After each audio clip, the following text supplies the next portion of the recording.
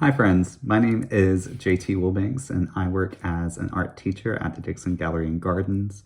In lieu of all the stuff that's going on right now, we are currently working from home, so we thought that it'd be fun to bring y'all some digital content over the next couple of weeks. And I've got a tiny art lesson for everybody. And today we're gonna start from the ground level and we're going to talk about still life. So what is a still life?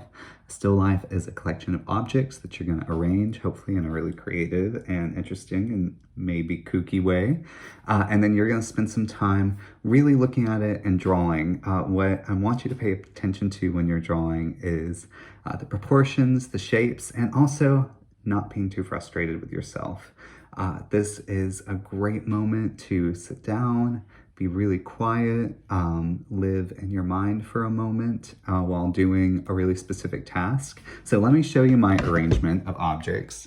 Now I want you to make it as fun as you possibly can. As you can see, I've got like this snazzy little lizard, I've got an ice cream cone, got kind of a nice background going. I've got this orange bodysuit with the little fingers sticking out. I've got this mess of yarn that I use for painting. So just grab really random stuff. Like, it doesn't have to make sense at all. Honestly, when you're creating art, nothing really makes sense.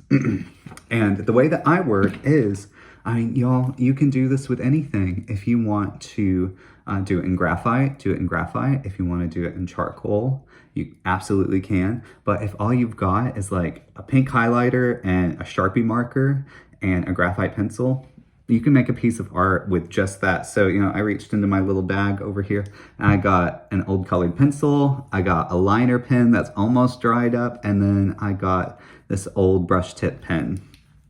And all that I did while I was looking at these objects was, one, pay attention to the proportions. And what I mean by that is when you're looking at one object, say that lizard, think about how that lizard compares to the paintbrush in size and the way that's pointing towards you. So learn to start measuring objects against each other in your picture, and that's gonna help it get better and better.